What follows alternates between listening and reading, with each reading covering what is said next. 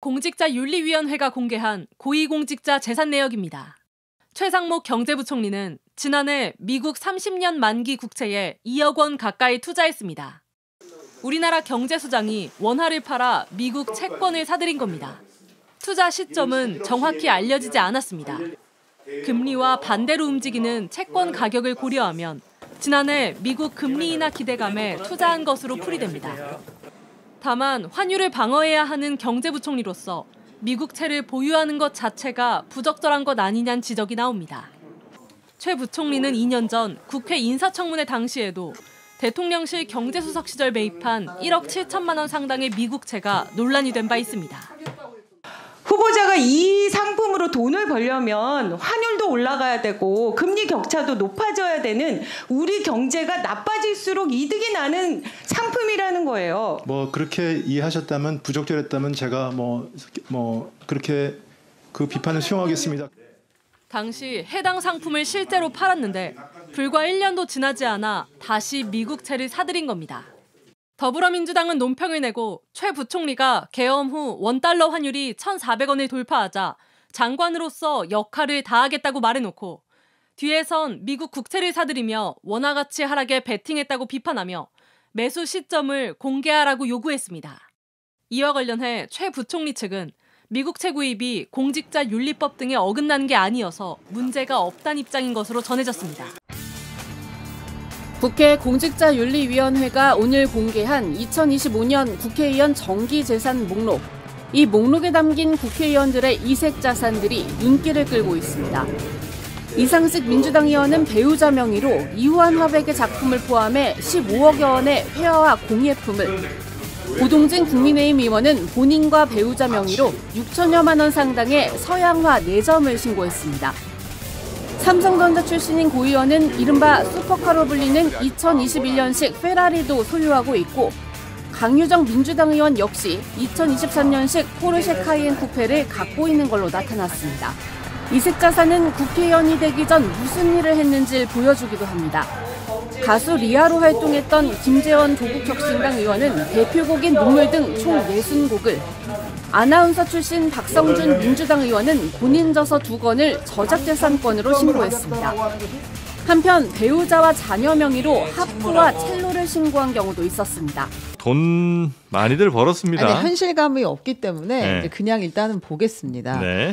이제 국회의원 재산 총액 이 공직자 재산 공개할 때 보면 이제 대통령실부터 해서 모든 부처가 다 공개가 되거든요. 네. 그래서 이제 한꺼번에 쏟아지니까 다 볼 수는 없고, 이제 국회의원 재산 총액 상위 10명은 늘 1등하는 건 안철수 의원이에요. 예전엔 그리고 정몽준 뭐 이런 분이 네, 있었는데. 그랬죠. 네. 그리고 우리 덕과 흠이 함께 있는 박덕흠 의원은 항상 이 비슷한 재산을 유지하고 있습니다. 진짜 한때는 많다. 이제 이해충돌도 한번 있었잖아요. 그렇죠. 이분이 네. 상임이랑 자기 이제 네. 기업체랑. 그 말이 535억이지. 이거 사실 진짜 재산은 여기에 무조건 시가는 더 올라요. 그렇죠. 훨씬 1.5에서 많죠. 2배는 그렇죠. 되는 거 아니에요, 그죠? 그리고 이제 땅도 많고 뭐 이제 네. 이러시기 때문에.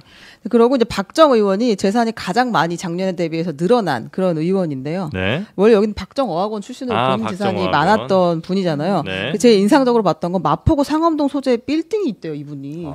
371억인데 그게 올라서 378억으로 평가액이 또 올랐다. 네. 그리고 이제 뭐 고동진 삼성전자 사장 출신이고 의원은 네. 등등등등 있고, 윤상현 의원은 가장 재산이 많이 줄어든 사람으로 꼽혔어요. 63억이 줄어들었는데 63억이 줄었어요? 네. 근데 그랬는데 177억에? 177억으로 이제 신고를 했습니다. 그럼 240억, 240억이 있었네, 그랬나 그죠? 보면 안타까운 일입니다.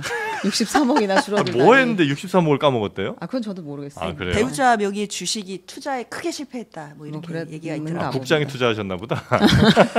근데 여기 장- 프로밀 집안이잖아요. 아무튼, 네네네. 그렇고 대통령실 참모들은 평균 48억 원의 재산을 가지고 있는 걸로 나타났습니다. 평균 48억이요? 네, 이제 100억 원 이상 재산을 신고한 참모가 6명인데요. 와. 가장 많은 재산을 신고한 참모가 이원모 공직기강 비서관입니다. 이원모?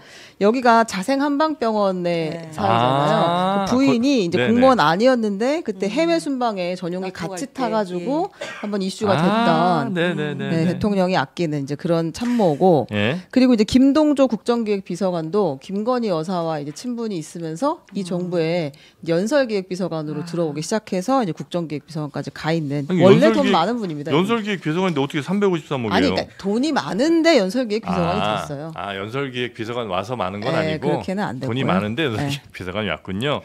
네. 그리고 이제 홍철호 그 차장 저기잖아요. 굽네 치킨, 내내 치킨이요? 굽네 치킨. 굽네 치킨인 것 같습니다. 굽네 굽네 치킨. 네, 네. 261억. 네, 네. 그렇게들 있다고 보면 되고요. 이분 때문에 죽은 닭들이 몇 마리일까? 여러분이 드신 닭부터 생각하세요. 다 이제 한 땀 한 땀 모아서 이렇게 부자를 만들어 드렸죠. 네. 그렇고요. 윤석열 대통령 재산은 신고 대상에서 제외가 됐습니다. 왜냐하면 신고 기간에 구속 상태였기 때문에 변동 신고를 할 수가 없었다. 그래서 유예하겠다고 해서 신청을 받아들였고요. 네. 또 이제 재밌는 포인트가 하나 있습니다. 광역 단체장들의 재산인데요. 네. 지금 지방 분권이 굉장히 화두잖아요. 네. 대한민국 전체의 화두인데 광역 단체장 가운데 절반 가까이가 서울, 경기 등의 아파트를 보유하고 자신은 지역의 관사에서 살고 있다. 이런 그러니까 상황이. 전국에는 광역단체장들이 관사에 살면서 당연히 관사에 살아야 되겠죠. 네. 근데 자기 집들은 다 서울, 뭐 강남이나 이런 중요 지역들에 다 한 채씩 있더라. 네, 이제 오세훈 서울시장은 서울 대치동에 부인 공동 명의로 다세대 주택을 보유하고 있는데 이것도 이제 평가액이 늘어서 14억 늘어 74억 원을 재산 신고를 했고요. 홍준표 대구시장은 그 부인과 공동 명의로 잠실동 아시아 선수촌 아파트 이걸 신고했다고 하고 그 대구에는 집이 없고 관사에서 살고 있다고 합니다. 네. 또 김진태 강원도지사도 서울 대치동 성경 아파트를 신고했고 강원도에는 관사에서 살고 있고 자기 집이 없다고 하고요. 김동연 경기도지사도 그 부인 명의의 도곡동 도곡렉스 아파트를 신고했는데 본인 이제 수원 광교 신도시에 전세를 얻어 살고 있다. 그래. 그 강남이 아파트가 괜히 비싼 게 아니네, 그죠? 있는 사람들, 힘 있는 사람들은 다 하나씩 갖고 있으려고 하니 비쌀 수밖에 없겠네, 그죠? 있으세요?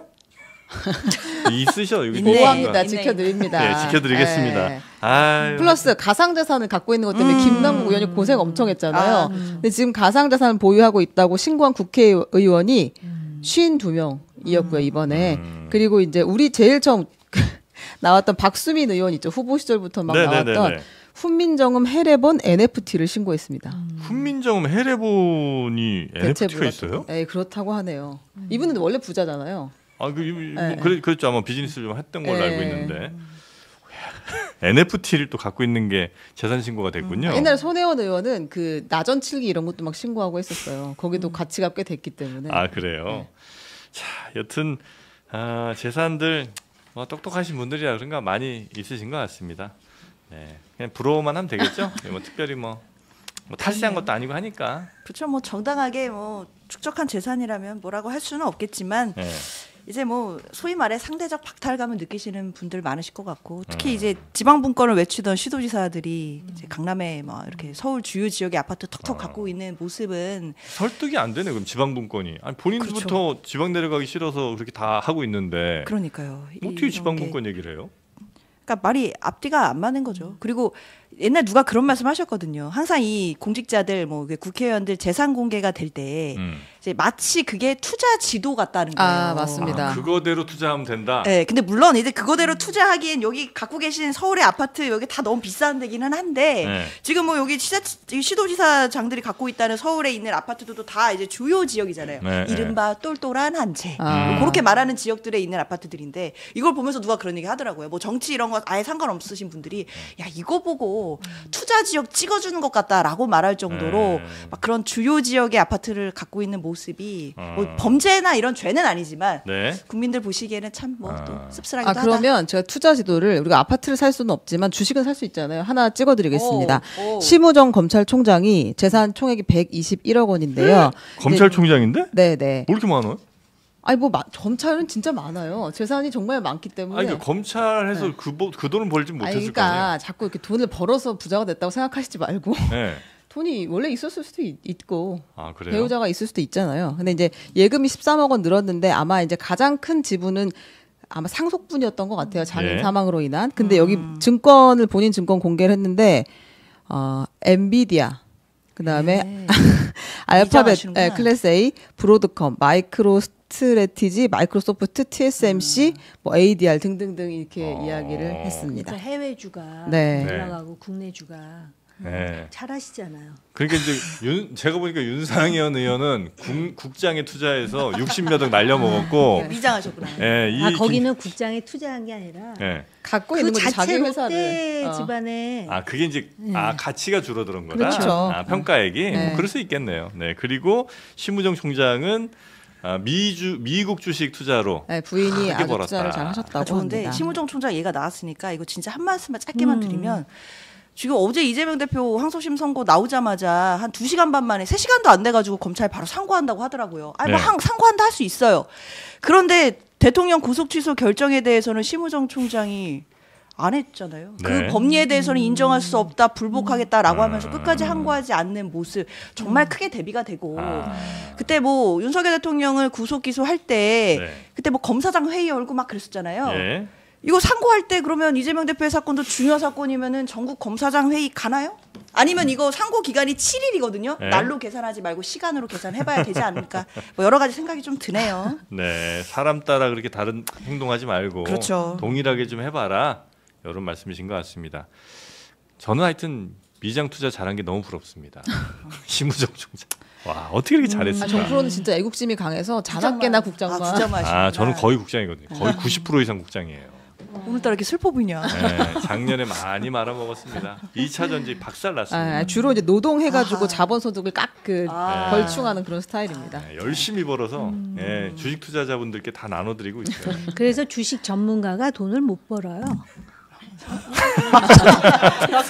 아니 뭐 염장 지르시는 거예요? 뭐예요? 상체에 소금 뿌리시고 엘레강스하지 않은 모습입니다. 네.